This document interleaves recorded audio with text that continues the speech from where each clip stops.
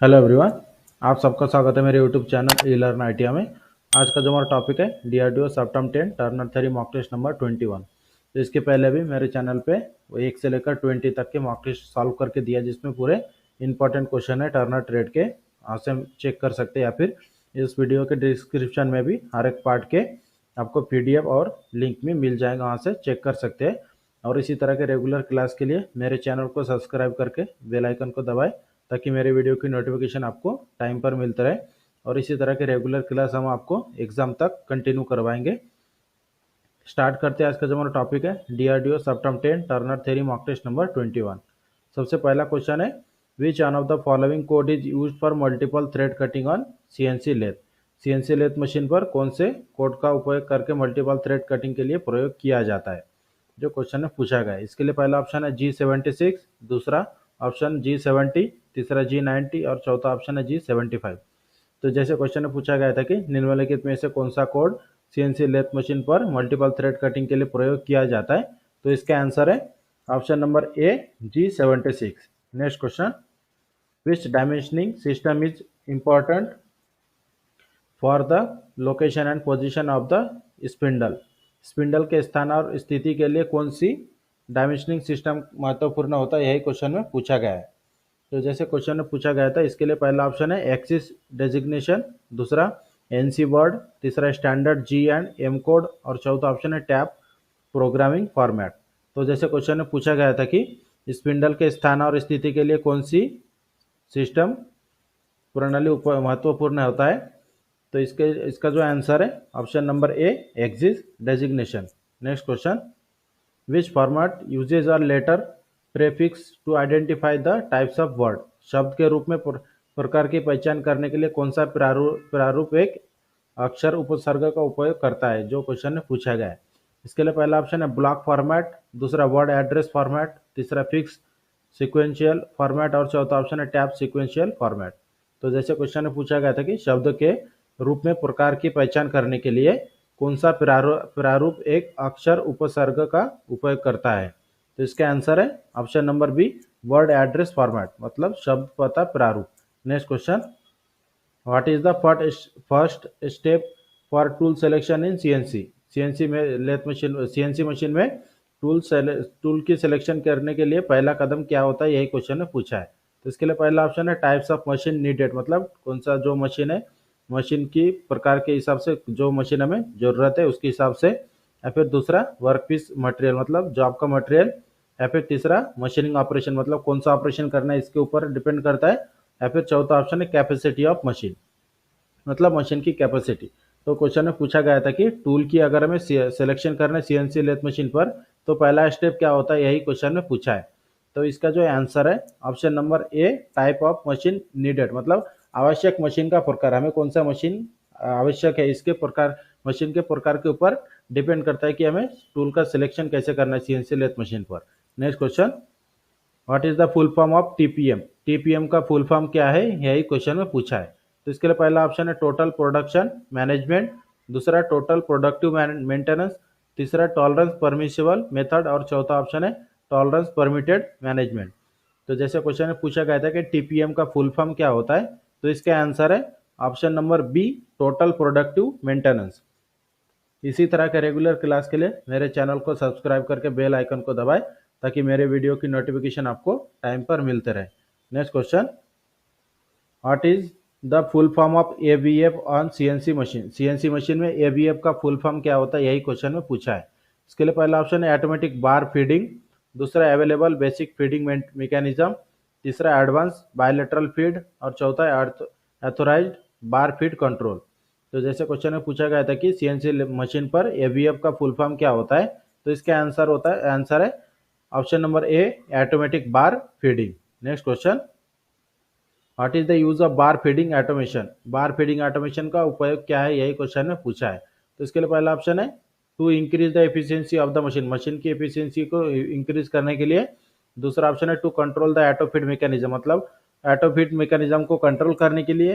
या फिर तीसरा ऑप्शन है it increase the material handling time, मतलब मटेरियल हैंडलिंग टाइम को इंक्रीज करने के लिए। या फिर चौथा ऑप्शन है it take much more production time, मतलब प्रोडक्शन टाइम बहुत ज़्यादा लगता है इसमें।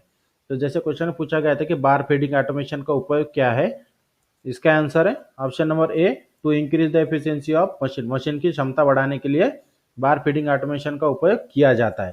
Next question, what is the full form of DNC, DNC का फुल फॉर्म क्या है, यही क्वेश्चन ने पूछा है। जैसे सीएनसी का फुल फॉर्म होता है उसी तरह डीएनसी का भी फुल फॉर्म पूछा गया है इस क्वेश्चन में। तो इसके लिए पहला ऑप्शन है ड्यूअल नंबर काउंटिंग, दूसरा direct numbering control, direct numerical control, और तीसरा ऑप्शन है ड्यूअल न्यूमेरिकल कोऑर्डिनेट, और चौथा ऑप्शन है डायरेक्ट नॉन कोऑर्डिनेशन। तो जैसे क्वेश्चन में पूछा गया था कि डीएनसी का फुल फॉर्म क्या है, तो डीएनसी का फुल फॉर्म है डायरेक्ट न्यूमेरिकल कंट्रोल। जैसे सीएनसी का फुल फॉर्म है कंप्यूटर न्यूमेरिकल कंट्रोल, तो उसी तरह से डीएनसी का फुल फॉर्म है direct numerical control. Next question, what is the value of x axis tapping, x axis tapping का मान क्या है, यही क्वेश्चन में पूछा है। मतलब जो टैपिंग करते समय एक्स एक्सिस रहता है तो उसका वैल्यू क्या है, यही क्वेश्चन में पूछा है। इसके लिए पहला ऑप्शन है वैल्यू ऑफ टैप साइज, मतलब टैप का साइज, या फिर दूसरा ऑप्शन है जीरो, तीसरा ऑप्शन नेगेटिव, और चौथा ऑप्शन है पॉजिटिव। तो जैसे क्वेश्चन में पूछा गया है कि what is the value of X axis tapping, tapping के एक्स एक्सिस का वैल्यू क्या है, तो इसका आंसर है option number B, zero. Next question, which status of the data can not be output for inputting, outputting data, data input output करने के लिए डाटा की कौन सी स्थिति आउटपुट नहीं हो सकती है, यही क्वेश्चन में पूछा है।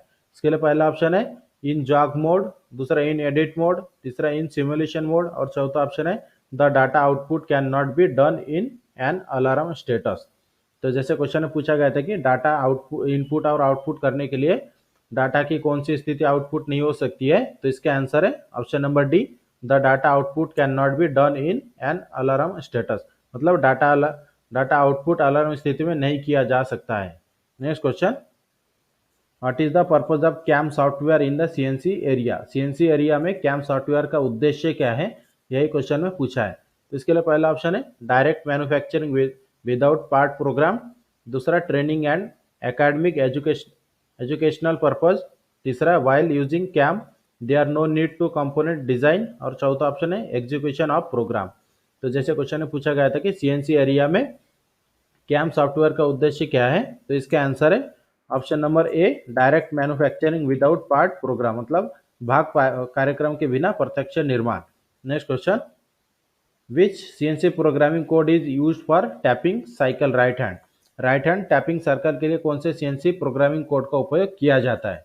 इसके लिए पहला ऑप्शन है G84, दूसरा G08, तीसरा G04, चौथा ऑप्शन है G03। तो जैसे क्वेश्चन में पूछा गया था कि राइट हैंड टैपिंग करने के लिए सीएनसी मशीन के प्रोग्रामिंग कोड कौन सा उपयोग किया जाता है, तो इसका आंसर है ऑप्शन नंबर ए, G84।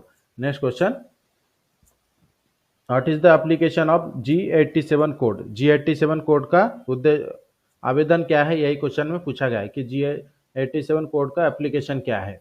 तो इसके लिए पहला ऑप्शन है बोरिंग साइकिल, तीसरा काउंटर बोर्ड साइकिल, तीसरा बैक बोरिंग साइकिल, और चौथा ऑप्शन है टैपिंग साइकिल।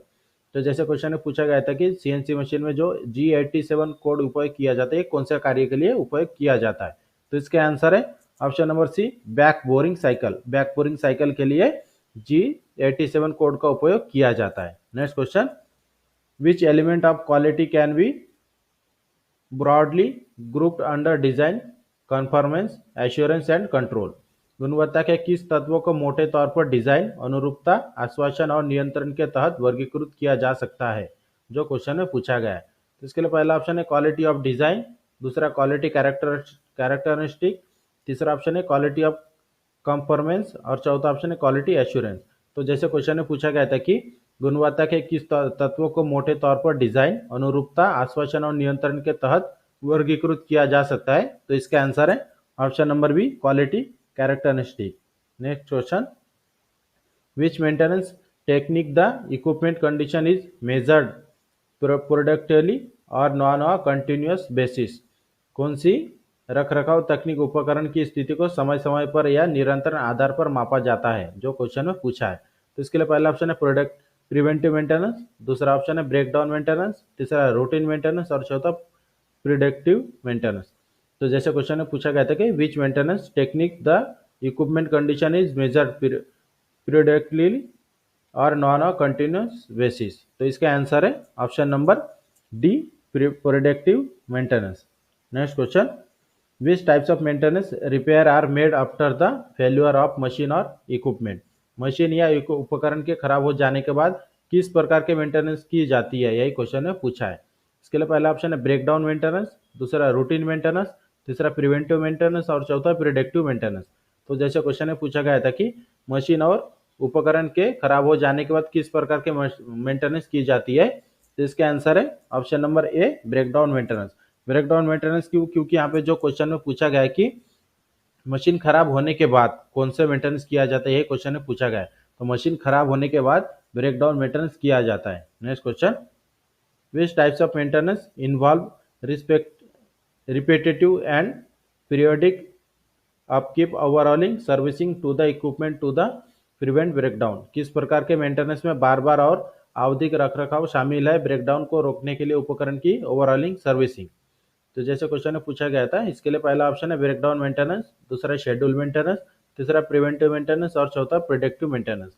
तो जैसे क्वेश्चन में पूछा गया था कि किस प्रकार के मेंटेनेंस में बार बार और आवधिक रखरखाव शामिल है ब्रेकडाउन को रोकने के लिए उपकरण की ओवरऑलिंग सर्विसिंग की जाती है, तो इसका आंसर है option number C, preventive maintenance. Preventive maintenance या मशीन की पूरी जो भी पार्ट अगर खराब होता है भी कोई भी शेड्यूल के हिसाब से मेंटेनेंस किया जाता है, preventive maintenance. Next question, which G code is use for parting off with peck in Fanuc. Fanuc में पैक से अलग होने के लिए किस प्रकार के जी कोड का उपयोग किया जाता है। जैसे क्वेश्चन में पूछा गया कि फानुक सिस्टम में अगर हमें पार्टिंग करना है तो पार्टिंग ऑफ करने के लिए कौन से जी कोड का उपयोग किया जाता है फानुक सिस्टम में।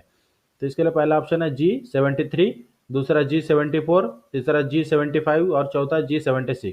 तो जैसे क्वेश्चन में पूछा गया था कि फानुक सिस्टम में पार्टिंग ऑफ करने के लिए कौन से जी कोड का उपयोग किया जाता है, तो इसके आंसर है option number C, G75। Next question, where the taper thread are use. Taper thread का उपयोग कहाँ किया जाता है, यही क्वेश्चन में पूछा है। तो इसके लिए पहला ऑप्शन है बोल्ट, दूसरा वुड स्क्रू मतलब लकड़ी का स्क्रू और तीसरा ऑप्शन है स्टड और चौथा है नट। जैसे क्वेश्चन में पूछा गया था कि टेपर थ्रेड का उपयोग कहाँ किया जाता है, तो इसके आंसर है option number B, wood screw. Next question, what is L in tailstock offset method. Tailstock offset method में एल का क्या मान है, यही क्वेश्चन में पूछा गया है कि एल का मीनिंग क्या होता है। टेलेस्टॉक ऑफसेट विधि से अगर हमें टेपर टर्निंग करना है तो उस समय एल का मीनिंग क्या होता है, यही क्वेश्चन में पूछा है। तो इसके लिए पहला ऑप्शन है लेंथ ऑफ द टेपर मतलब टेपर की लंबाई, दूसरा लेंथ ऑफ द जॉब मतलब जॉब की लंबाई, तीसरा अमाउंट टेपर मतलब टेपर कितने अमाउंट में कट करना है, या फिर चौथा ऑप्शन है लेंथ ऑफ ऑफसेट मतलब ऑफसेट की लंबाई। तो जैसे क्वेश्चन में पूछा गया था कि टेलेस्टॉक ऑफसेट विधि में एल का मान क्या है, तो इसका मीनिंग होता है टेलेस्टॉक ऑफसेट मेथड में एल का मीनिंग होता है length of the job, job की लंबाई। Next question, what is the purpose of normalising steel. Steel में नॉर्मलाइजिंग करने का उद्देश्य क्या है, यही क्वेश्चन में पूछा गया है कि मटेरियल में जब हम नॉर्मलाइजिंग प्रोसेस करते हैं हीट ट्रीटमेंट का, तो इसका उद्देश्य क्या होता है। इसके लिए पहला ऑप्शन है रिमूव इंड्यूस्ड स्ट्रेस, दूसरा ऑप्शन है इंप्रूव मशीनेबिलिटी, तीसरा सॉफ्टन द स्टील और चौथा है increase the toughness and reduce brittleness.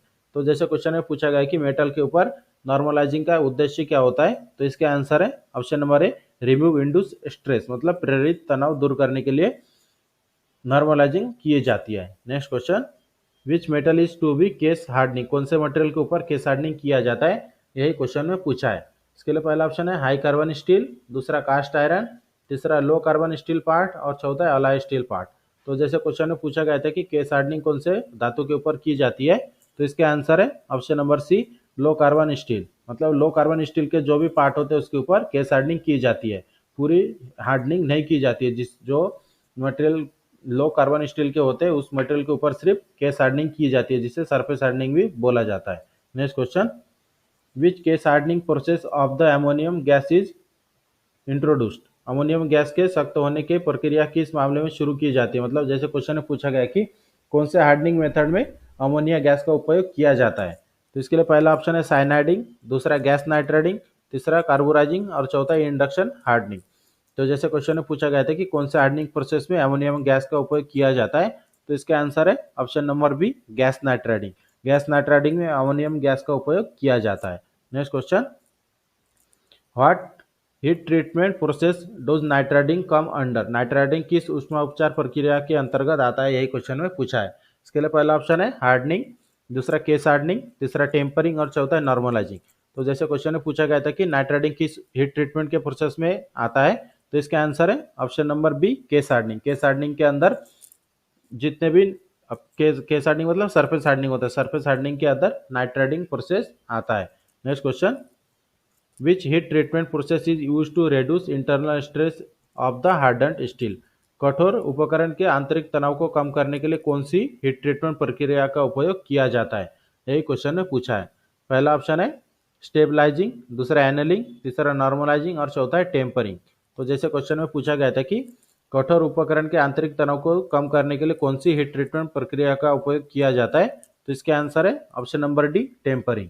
Next question, which heat process increase the toughness and decrease the brittleness. कौन सी हीट ट्रीटमेंट प्रक्रिया में टफनेस को कम किया टफनेस को बढ़ाया जाता है और ब्रिटलनेस को कम किया जाता है। तो इसके लिए पहला ऑप्शन है एनलिंग, दूसरा नॉर्मलाइजिंग, तीसरा टेम्परिंग और चौथा है केस हार्डनिंग। तो जैसे क्वेश्चन में पूछा गया था कि कौन से हीट ट्रीटमेंट प्रोसेस में टफनेस को बढ़ाया जाता है और ब्रिटलनेस को कम किया जाता है, तो इसका आंसर है ऑप्शन नंबर सी, टेम्परिंग।